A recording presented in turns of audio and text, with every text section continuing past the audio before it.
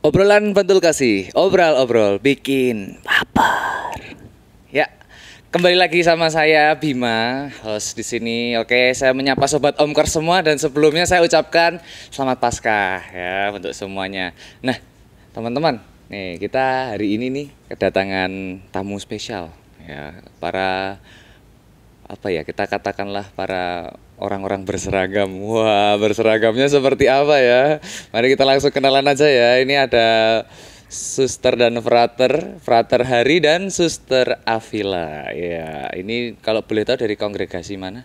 Frater dulu. Kalau Hah? saya dari kongregasi Imam-Imam Hati Kudus Yesus. Oke. Atau yang biasa kalau orang-orang kenal tuh SCY. SCY. Oke, kalau dari Suster Avila? Saya sendiri dari Suster-Suster Amal Kasih Darah Mulia atau Suster ADM. Suster ADM. Iya. Ya, ADM-nya bukan administrasi ya, guys. Ya. ADM. Nanti suster siapa? Misalnya baptisnya siapa, Suster? Baptisnya Yuliana. Nah, Yuliana, Avila gitu kan.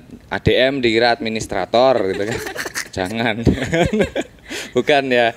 Oke, di sini kita mau kita kepo-kepo sebentar ya, sobat Omker pada Suster dan Frater ini. Ini kalau boleh tahu dulu nih, udah berapa lama menjalani imamat? Kalau saya masih frater ya. Jadi kalau frater itu Oh iya, belum imamat. belum betul. Tapi kalau misalnya dikatakan hidup membiara. Iya, membiara. Kalau hidup membiara saya kurang lebih berarti sekarang kalau di SCY sendiri berarti itu 7 tahun.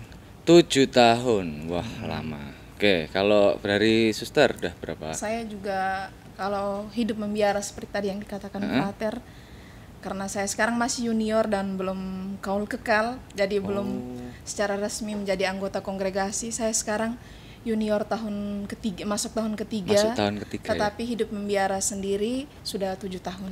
Oh ya, ini pengetahuan baru ya teman-teman. Jadi Frater itu belum menerima imamat dan Suster itu juga yang teman-teman lihat juga belum tentu langsung imamat ya. Jadi pasti ada apa ya istilahnya inisiasi ya sebelum kaul kekal itu ya. Kaul. Iya, Ya, kaul. sebelum kaul ya. Ya itu ya teman-teman mungkin yang belum tahu. Saya sendiri juga ini baru, ilmu baru ya kan. Saya udah berapa tahun jadi orang Katolik ya. Baru tahu ini. Wow. Orang Katolik KTP. Oke. Oh. Dan biasanya kan juga ya apalagi pandemi ini juga banyak umat replay loh ini. Iya, benar. Ya, tahu juga ada umat replay ya. Kita sejalan ini kita tahu. Umat replay ada yang misalnya pulang kerja jam 9 malam kan udah nggak ada misa ya biasanya. Ini baru ngeliat replaynya. Nggak apa-apa sih. Oke, nah kita cerita-cerita lagi aja nih. Kurang lebih selama dulu nih prosesnya ya. Proses ketika Frater dan Suster itu memilih ya. Mungkin saat ini masih dalam proses untuk itu ya, untuk menuju ke sana. Memilih untuk hidup membiara. Nah, itu kira-kira ada apa ya? Inspirasi dari mana gitu kok? Kan kalau ya ini berarti nggak boleh nikah kan ya? Iya. Kan, beda kalau Kenapa sama ngomongnya gitu ya? Nggak ya. Ya.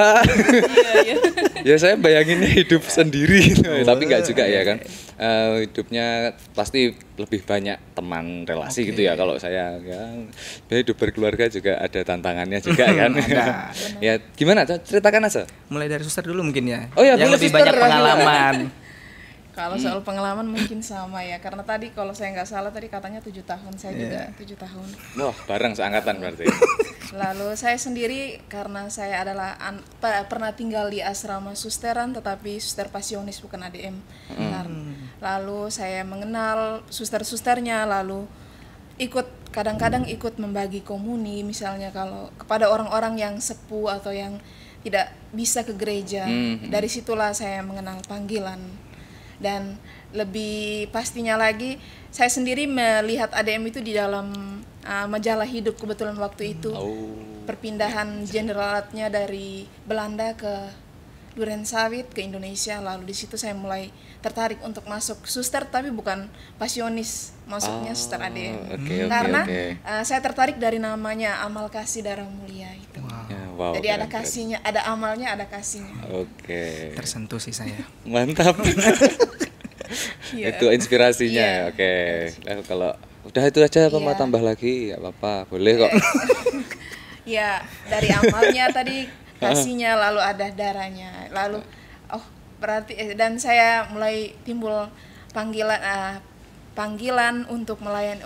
Berarti ada amal, ada kasih, ada darah itu darah Kristus sendiri, dan Iya, itulah mantap. muncul panggilan. Iya, oke. Tadi yang dikatakan Mas, kenapa tidak memilih berkeluarga ya? Iya, betul itu. Karena menurut saya kalau berkeluarga dulu sih, pikiran saya kalau berkeluarga itu pasti untuk melayani itu ribet karena harus urus suami, harus urus anak gitu. Tapi nyatanya ketika saya mengikuti menjadi seorang suster di dalam sebuah biara itu ternyata juga ada aturan, dan di situ juga harus ada batasnya. Melayani bukan batas, harus ada izin, harus ada seperti itu. Jadi sama-sama melayani tapi lebih ada kebebasan gitu. Ya, Gitu sih. Terima kasih. Iya, oke. Itu ya teman-teman yang hidup berkeluarga ya. Saya sendiri sudah menikah juga sudah merasakan ya itu tanggung jawab ya. Sama keluarga, suami, istri ya. Melayani ya. Ya tetap bisa lah, tapi ya tentu ada tantangannya sendiri, betul ya suster ya. Iya. Ya gitu. Mau hidup imamat mau apa ya pasti ada. Sekarang coba nih dari fraternya pasti ada cerita lain ya kan. Pengalamannya. Kalau saya sih kalau mau jadi seorang romo itu dari sejak saya kecil. Umur berapa frater? Waktu itu saya umur 8 tahun mungkin ya, kelas 3 SD. Itu umur segitu apa yang dipikirkan waktu itu karena Ya, jadi kalau biasanya kan kalau kita itu setelah di seminar itu kita mencoba melihat pengalaman bagaimana saya dulu disentuh oleh Allah itu. Nah, entah mengapa ternyata itu sudah ada bibit-bibit dari kecil. Dari kecil itu saya sejak SD itu sudah sering ikut kegiatan menggereja. Dulu tuh ada namanya Legio Maria. Lalu juga Piapir ikutlah dari kegiatan-kegiatan itu. Jadi kegiatan menggereja saya sudah mulai aktif di situ. Lalu mulai kalau tidak salah di kelas 3 SD itu ada suatu pengalaman yang saya diceritakan oleh orang tua saya sih, lucu banget itu ceritanya. Jadi itu saya cuman mau jadi romo tuh karena mau pakai topi uskup. Oh. boleh. Jadi mau pakai waktu itu biasanya kita ada di paroki itu ada misa krisma nih teman-teman. Ada misa krisma, jadi itu ada Bapak Uskup datang. Biasanya kan orang tua itu mengajak nih setelah misa itu datang ke sakristi, ayo salam romo, salam Bapak Uskup. Jadi saya salam lah. Tiba-tiba adalah sosok itu keluar. Pakai topi itu bagus kan topinya kan. Mama aku mau pakai topi itu. Gak boleh. Gak boleh pakai topi itu topi uskup katanya kayak gitu kan, topi uskup. Akhirnya tapi tiba-tiba tuh ada romo paroki saya. Romo paroki itu ngomong, "Kalau kamu mau pakai topi itu kamu harus jadi romo dulu." Nah, terus kata mama saya itu saya langsung spontan gitu. Ya udah, saya mau jadi romo. Saya ngomong gitu. Iya. Masih polos ya kan? Masih polos Masih jadi. polos itu ya kan. Ya mulai dari situlah akhirnya ada pengalaman itu dulu waktu kecil. Tapi kan lambat laun ketika saya sudah semakin dewasa, SMP, mengenal Maria kecil. Maria kecil. Bentar, Maria kecil maksudnya Kim? Oh. Pacaran guys ya. Betul ya? Betul. Iya. Ya ampun, koneknya lama sekali Maria kecil. Ya, Oke, boleh. Maria kecil. Ya ampun, itu. boleh. Oke. Ya, jadi ketemu gitu kan, mulai pernah ada pengalaman-pengalaman ya pacaran-pacaran anak-anak remaja lah ya, pacaran anak remaja. Terus SMP saya mengenal itu agak sedikit hilang keinginan untuk menjadi romo. Nah, setelah SMP itu kalau tidak salah kelas 1 kelas 2 akhirnya ketemu lagi sama romo paroki saya itu. Terus ditanya, "Masih mau jadi romo tidak?" itu kan. Saya kepikiran lagi tapi entah mengapa ya mungkin ada sedikit lagi kerinduan itu muncul lagi ketika saya ikut lagi misdinar, kegiatan-kegiatan gereja aktif muncul lagi, dan akhirnya saya memutuskan udahlah saya mau masuk seminari. Saya masuk seminari dan harus meninggalkan Maria kecil guys ya, itu dia. harus meninggalkannya itu di pojokan gereja. Waduh, wah ini detail sekali nih. Aku malu. Padahal mau mutusin. Ya, dari situlah akhirnya saya tertarik untuk masuk seminari. Nah, karena kan kalau suster sendiri kan untuk masuk kongregasinya sendiri itu dia ketika sudah masuk pengenalannya tuh udah agak lama. Dan kami pun pengenalannya tuh di seminari. Oh. Nah, nanti disuruh milih nih mau masuk mana, misalnya gitu kan. Kita kan ada diosesan, ada imam-imam projo, ada imam kongregasi. Betul. Nah, kebetulan saya karena di seminari Palembang itu saya mengenal dan di paroki saya itu imamnya Imam SCY yang biarawan. Nah, saya tertarik dengan Imam SCY ini. Imam SCY itu menurut saya itu orangnya terbuka, nyaman untuk berelasi. Lalu kalau untuk dengan orang muda, dengan segala usia itu dia bisa berkolaborasi dan segala macam. Ya, katakanlah. Nah, itu rasanya tuh kok enak ya. Terus kalau ada anak kecil, kalau ketemu romo itu langsung seneng banget, langsung digendong misalnya kayak gitu kan. Wih, enak ya jadi romo itu ya. Dan akhirnya saya kepikiran lah. Dan nggak tahu nih, nggak kenal, maksudnya tuh pasti kan ada spiritualitasnya, ada apanya gitu kan. Betul. Nah, ketika saya mulai masuk seminari itu, saya cari tahu, oh SCY itu gimana sih. Nah, SCY itu kan Imam Hati Kudus Yesus. Imam Hati Kudus Yesus itu spiritualitasnya itu adalah hati Yesus itu sendiri. Jadi makanya kami itu ada logonya. Logonya itu kan salib tapi hatinya bolong. Mungkin orang tuh berpikir tuh, kok ada salib hatinya bolong. Nah, di situ ternyata ketika membacanya itu adalah ketika merefleksikan bahwa Yesus itu ketika hatinya itu ditujam, akhirnya sakit, tapi itu untuk mencintai orang lain. Nah, saya rasanya tuh gimana gitu ya, sakit tapi untuk mencintai orang lain gitu ya. Nah, itu akhirnya saya tertarik di situ. Nah, makanya hatinya bolong, akhirnya hatinya tuh udah untuk orang lain, dalam arti hatinya untuk umat Allah, untuk gereja dan segala macam di situ. Nah, itu ya teman-teman, apalagi yang masih muda, yang masih pacaran, kalau kalian punya pacar yang mau masuk seminari atau apa, itu ini omongannya Frater ini digugu ya. Sakit untuk mencintai orang lain itu dihujam, ditinggalkan itu kan ya, sakit itu. Tapi karena dia sudah memilih untuk selibat, membiara, ya itu harus dijalani gitu ya. Itu juga sebuah proses kok ya guys ya. Itu. Oke, tadi sudah sempat nih disinggung soal panggilan ya kan.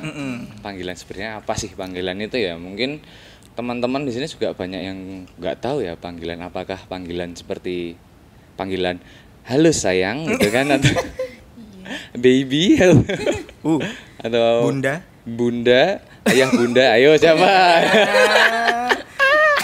Oke, ini anak zaman sekarang gitu banyak. Betul, Frater. Nah, ini gimana nih? Maksudnya apa sih panggilan itu ya? Kalau dari sudut pandang umum kemudian kita masuk ke pandangan Katolik, secara Katolik panggilan itu apa sih gitu kan? Monggo siapa dulu yang kira-kira? Pingsut boleh ya? Oh, salah. Oke, panggilan ya? Iya. Kalau menurut saya dan yang saya pelajari dan saya renungkan ya, bahwa panggilan itu untuk semua orang. Ya. Panggilan itu untuk semua orang. Ketika semua orang dibaptis, ketika orang Katolik itu dibaptis, itu dia menerima rahmat dalam dirinya. Lalu dengan rahmat baptisan itu, semua orang itu dipanggil menuju kekudusan. Iya. Nah, dipanggil menuju kekudusan, dan Allah menghendaki kita untuk itu, semua orang, siapapun itu. Nah, siapapun itu dipanggil untuk hidup kudus, hidup suci seperti itu ya. Jadi untuk kata panggilan itu sendiri pun sebenarnya bukan hanya ditujukan untuk kaum biarawan-biarawati, imam dan segala macam. Semua orang itu terpanggil. Hanya jam Gak biara, apa-apa. sorry. Doa guys. Doa ya. Jadi saya juga harus mengingatkan saya jam doa gitu ya. Tapi ini demi teman-teman lah ya, supaya betul. Ini ya. Nah, begitu. Nah, panggilan itu secara umum itu untuk semua orang. Oke. Nah, kalau kita melihat sejarahnya sih sebenarnya, mengapa sih ada hidup membiara, mengapa itu kan kita harus melihat. Iya, betul. Kenapa harus gitu ya? Orang muda tuh harus tahu untuk ini. Karena zaman dulu itu untuk dalam panggilan hidup kekudusan itu, kita kan tidak memungkiri bahwa gereja itu pernah berada dalam situasi yang kelam juga dulunya. Dalam arti untuk menghidupi kehidupan rohani yang benar-benar yang dikatakan oleh Yesus, yang dimintai oleh Yesus, diajarkan oleh Yesus, ya namanya manusia ya. Namanya manusia pasti juga pernah punya pengalaman yang ya gelap lah dulu gereja itu. Nah, akhirnya adalah dalam sejarah hidup membiara itu orang-orang itu awam loh juga. Awam-awam itu berpikir kok seperti itu ya, dan akhirnya mereka membuat gerakan pembaruan namanya. Nah, gerakan pembaruan akhirnya mau menghidupi nasihat-nasihat Injil itu secara lebih ya sungguh-sungguh seperti itu. Makanya dulu kan ada ceritanya tuh panjang nih teman-teman. Kalau misalnya mau tahu belajar enggak deh. Nanti kita bisa diskusi lagi. Nanti Mas jadi bisa jadi frater, jadi suster. Nah, itu hidup kan dulu ada hidup sendiri, jadi hidup ada namanya itu istilahnya fuga mundi. Fuga mundi. Jadi lari dari dunia. Karena melihat dunia dengan kehidupannya zaman dulu itu maksudnya dalam arti kok terlalu hidupnya dunia banget kayak gitu zaman dulu itu, apalagi kan perdagangan, pokoknya banyak sejarah-sejarahnya lah teman-teman. Nah, akhirnya lambat laun hidup rohani itu berkembang dan para ya orang-orang dulu, orang-orang suci dulu itu akhirnya buat suatu komunitas untuk menghidupi itu. Menghidupi nasihat-nasihat Injili itu. Nah, orang-orang kan makanya tadi kita kan disuruh menghidupi nasihat-nasihat Injili, kitab suci apa yang diajarkan oleh Yesus. Awam pun juga sebenarnya diminta untuk itu. Hanya saja dalam kehidupan membiara itu lebih spesifik. Dalam arti kita menghidupi sungguh-sungguh, karena kan kita tahu bahwa orang awam itu juga dipanggil menuju kekudusan itu. Caranya itu adalah dengan kehidupan sehari-hari, ketika bekerja, ketika apa gitu kan. Nah, betul, itu kita beda nanti itunya. Beda ini ya, jalan gitu ya istilahnya. Gitu. Kalau kita ambil jalan kita misalnya naik bis gitu kan, kita ambil bis A, ini bis B gitu kan. Tapi tujuannya sama. Nah, gitu. Nah, oke, kalau itu dari frater. Kalau dari suster gimana? Dari saya ya, menyambung tadi yang dikatakan oleh frater tentang kekudusan. Kekudusan itu kan tujuan kita ya. Jadi kalau panggilan itu karena untuk menuju kekudusan, kita mempunyai caranya masing-masing. Jadi kalau hidup membiara punya cara hidupnya seperti apa, lalu di luar atau awam yang kami katakan itu punya cara hidupnya sendiri. Jadi itulah panggilan. Jadi kita sama-sama semua itu punya panggilan tadi yang dikatakan frater, tetapi punya caranya masing-masing untuk mencapai tujuan itu, tujuan kekudusan itu. Jadi tetapi panggilan itu lebih pada soal pelayanan. Itu pelayanan. Jadi kembali lagi kepada kita masing-masing, kepada pribadi kita untuk melayani Tuhan, karena kita yakin bahwa dan kita percaya dan kita merasa bahwa Tuhan sudah terlebih dahulu mencintai kita, lalu sudah sepantasnya kita mencintai dan melayani Tuhan lewat sesama begitu. Betul. Dan itu nyata dalam tindakan kita sehari-hari. Lalu saya kadang-kadang saat-saat ini melihat bahwa banyak orang muda yang karena keadaan atau situasi pandemi itu banyak terlibat di gereja, dan membuat saya itu sedikit terharu, apalagi di kota besar begitu. Lalu saya juga karena berasal dari paroki Kota Baru, dan saya lihat banyak sekali anak muda yang begitu terlibat untuk mengembangkan media sosial di gereja, sehingga orang-orang tua atau orang-orang yang tidak mudah ke gereja dan tidak bisa karena situasi, akhirnya bisa menjamah Tuhan itu lewat media sosial. Karena apa? Karena anak-anak muda juga punya hati untuk Tuhan, untuk melayani Tuhan. Dan itu panggilan, sebenarnya panggilan juga. Jadi panggilan tidak hanya menjadi suster, tidak hanya menjadi frater atau romo atau bruder, tetapi panggilan itu lebih pada pelayanan kita untuk Tuhan, untuk sesama. Itu. Jadi lebih panggilan itu lebih luas gitu ya. Kalau dari sudut pandang ini ya, sudut pandang umum. Kalau misalnya dari kita udah bahas nih, kita kan orang Katolik. Panggilan sendiri kalau menurut dari sudut pandang Katolik gitu. Kita bahasanya memaknai panggilan juga enggak. Jadi kayak apa sih menurut orang-orang Katolik, tapi kayak agama Katolik itu memandang panggilan itu apa gitu loh, sebagai apa? Apakah dia sebagai hanya panggilan romo, frater gitu, atau apalah gitu, atau apa? Ada yang lebih dalam mungkin itu kan, selain selain pelayanan tadi ya. Selain pelayanan itu kan kayak tindakan kita kepada orang lain untuk ya nggak cuma orang lain, tapi untuk mewujudkan kita mencintai Tuhan kita, Tuhan Yesus gitu. Nah, secara Katolik gitu gimana ini? Panggilan itu apa sih gitu kan? Kita mungkin bahas lebih dalam lagi yuk. Oke guys ya, gimana nih? Mungkin dari saya ya, saya pernah mengikuti rekoleksi dan dalam rekoleksi itu kami juga membahas tentang panggilan itu, dan kebetulan Romo itu ya masih muda tetapi juga menginspirasi. Beliau juga seorang penulis. Lalu sebut saja Romo Riki CSSR. Di dalam itu ya sedikit vulgar ya, dia mengatakan kalau soal pelayanan semua orang bisa melayani begitu. Tapi soal apa juga melayani. Tetapi diri kamu, kesucian kamu itu yang diberikan kepada Tuhan. Itulah yang membedakan panggilan itu. Oh, oke. Jadi dengan orang-orang luar, kami yang sebagai seorang suster atau bruder atau romo, itu yang kalau kamu seorang suster tapi kamu tidak menjaga diri kamu seorang romo tapi kamu tidak bisa menjaga diri kamu, itu bukan panggilan itu yang dikatakan. Lalu itu menjadi ya sedikit juga menjadi catatan untuk kami biarawan-biarawati itu, karena kita beda begitu. Meskipun melayani kalian juga bisa melayani orang luar, bahkan lebih hebat dari kita yang suster, kita yang romo, kita yang mereka bisa membuat aplikasi Catholic Life, bisa membuat aplikasi apapun bisa gitu. Kita tidak bisa, kita manut ikut mereka juga gitu. Paham. Jadi diri kita yang memberikan untuk Tuhan itu. Iya, dari diri. Berarti intinya dari diri ya, kalian. Oke, intinya dari diri guys. Jadi karena di dalam itu kan kalau kami itu kan ada 3 kaul itu, kaul kemurnian, kaul ketaatan, dan kaul kemiskinan. Kalau soal ketaatan dan kemiskinan mungkin orang luar juga bisa betul. Ada orang-orang luar yang bisa, tapi soal kaul kemurnian itu kemurnian lebih pada hati. Kalau dulu mungkin lebih pada soal soal keperawanan atau perjakaan begitu. Tetapi kalau sekarang kemurnian itu lebih kembali pada hati, bukan hanya kalau kita meskipun tapi kita mengingini orang lain, kita itu kan juga melanggar begitu. Betul. Jadi, ya lebih kepada hati. Panggilan Ya ingat guys, itu lebih kepada hati ya. Jadi bukan melulu soal fisik atau apapun. Jadi itu tentang hati kita ya. Jadi kita sendiri kembali kepada hati. Ya intinya buat apa sih susah-susah Yesus manggul salib sampai Golgota untuk menebus dosa kita, ya kan? Semua pasti pernah berdosa nanti. Terus kemudian kembali pada diri kita, mau memurnikan nggak sih? Ya begitu ya tadi saya nangkapnya gitu.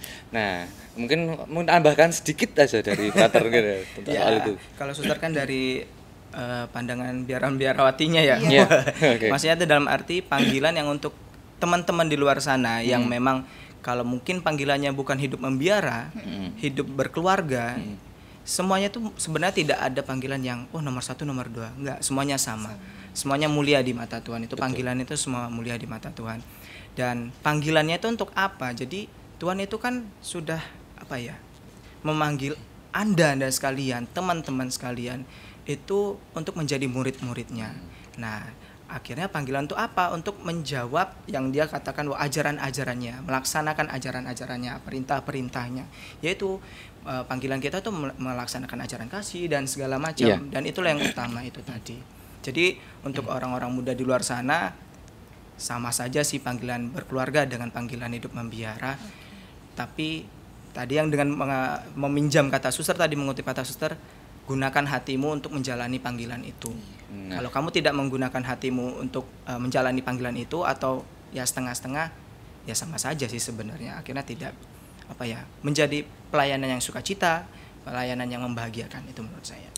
Nah itu guys, jadi intinya kalian yang mungkin terpanggil ya, mungkin terpanggil untuk hidup berkeluarga atau untuk mencoba imamat gitu kan. Sebenarnya pertanyaan dikit, imamat itu boleh diterima di umur berapa saja kan ya? Atau hanya ada batasnya? Misalnya harus di bawah umur, kayak kalau PNS nih di bawah umur di bawah umur 40 misalnya gitu kan, nggak ada kan? Oh iya, kalau untuk jadi imam jadi imam gitu kan. Kalau untuk jadi imam, jadi ya? bagi anda sekalian. Waduh, bagi anda sekalian. Langsung promosi. Karena saya jadi frater.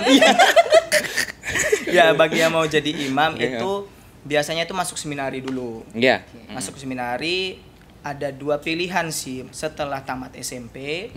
Jadi masuk seminari menengah atau setelah SMA bisa masuk seminari menengahnya cuma 1 tahun biasanya. Oh iya itu ada. Itu atau Ada kalau itu misalnya pengalaman. yang kita sudah bekerja itu bisa juga. Tapi mm. kalau misalnya di kami di imam-imam SCY itu maksimal umur yang ininya 27 tahun. Oh. Jadi kali masih 27 bisa. Iya. Gitu. Oh saya nggak bisa. Saya sudah. Tapi yang syaratnya lagi Oke. belum menikah. Saya sudah. Ya begitu. Oke. Nah, Oke. imamatnya sendiri diterima nanti kalau misalnya sudah mengikuti masa pendidikan, Oke. pendidikan imamat dan dipandang layak untuk menjadi imam lalu ditahbiskan. Oke, jadi seperti itu ya guys. Jadi kalau kalian yang belum berumur 27 dan belum menikah, silahkan mencoba ya.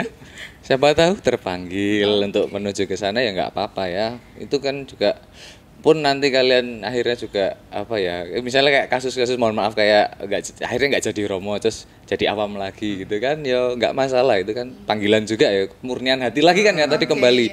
Nah itu dia guys, jadi intinya panggilan itu soal ini tadi soal kemurnian hati ya. Jadi kalian pun berkeluarga masih bisa melayani, jadi frater, jadi romo, jadi bruder, jadi suster itu juga masih bisa melayani.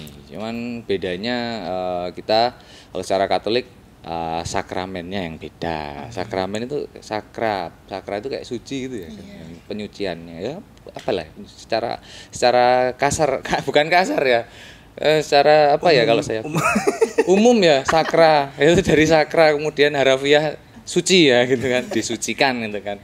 Oke, kurang lebih seperti itu ya. Terakhir banget. Mungkin ada pesan dan kesan nggak untuk sobat Omkers di rumah yang Apa namanya, nonton? Omkers? Sobat Omkers. OMKers. Nah, gitu loh.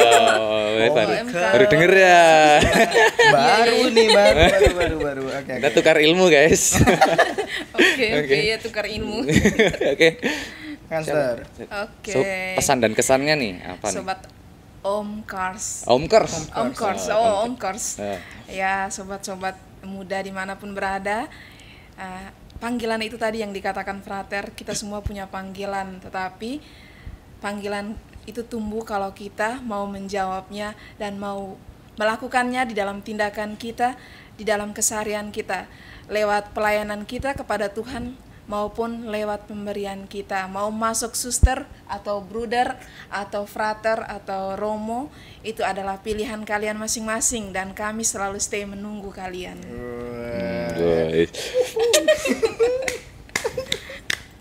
Ditunggu guys ya. Oke, lagi mungkin kalau dari saya ya, dari frater. Orang muda jangan takut untuk temukan panggilan kalian masing-masing, tanya pada diri kalian masing-masing. Apapun itu panggilannya, kami tetap mendukung. Tapi gereja membutuhkan kalian, khususnya kami. Maksudnya itu ujung-ujungnya. iya, karena itu juga harus hidup berdampingan. Iya betul. Kalau misalnya pun tidak ada hidup membiara, bagaimana orang muda atau orang awam itu untuk menghayati imannya? Betul. Jadi kita saling membantu di situ. Kami membantu umat Allah itu untuk menghayati imannya dengan pengalaman hidup kami, dan umat Allah itu juga berkolaborasi untuk bagaimana menjalankan perintah-perintah Tuhan itu dalam kehidupan sehari-hari. Iya, oke. Gitu. Ya, itu kurang lebih kayak gitu ya guys ya. Jadi intinya ya yuk gabung. Gabung yuk gitu. Oke. Nah, kita sampai pada titik yang terakhir ya di sesi ini, segmen ini, untuk mungkin untuk lebih nanti bisa mau tanya-tanya secara pribadi, bisa follow IG-nya, nanti dicantumin ya IG-nya. Punya IG semua kan ya? Ya, punya. Frater Hari, Suster Avila punya IG, nanti dicantumin ya. Oke, itu bisa tanya-tanya secara pribadi. Terbuka kan ya? Oh, terbuka. Nggak di private kok. Nggak di private. Mungkin nanti agak sedikit diajak. Nah, sekarang gini kan, katakanlah itu sebuah pekerjaan ya kan. Kalau semua orang mau jadi PNS, ya kan? Siapa yang mau jadi petani ya? Ya betul. Kalau semua orang mau jadi romo, ya kan? Siapa yang akan meregenerasi mereka nanti, ya kan? Tentunya tidak menikah. Nah, kalau semua orang menikah, siapa yang mau memimpin misa gitu kan? Siapa yang mau memimpin misa, siapa yang mau membagi komuni gitu ya, intinya kayak gitu. Oke, teman-teman, mungkin itu saja untuk sesi ini dan terima kasih sekali. Terima kasih. Frater sharingnya. Terima kasih. Romo ya ampun. Suster. Suster Avila, maaf ya Suster. Oke, Suster Avila Frater Hari. Oke, nanti jangan lupa di-follow IG-nya. Itu oke, mungkin cukup sekian dan terima kasih ya teman-teman. Kita jargon dulu ya. Ada jargonnya. Oke, ada jargonnya. Oke, obrol-obrol bikin baper gitu ya kan. Oke, itu saya bilang apa tadi? Obrolan bantul kasih, obrol-obrol bikin baper. Oke ya, sekali lagi yuk coba ya teman-teman kita sudahi dulu. Obrolan bantul kasih, obrol bikin baper. Oke, see you next meeting. Oke, bye-bye. Thank you. Thank you.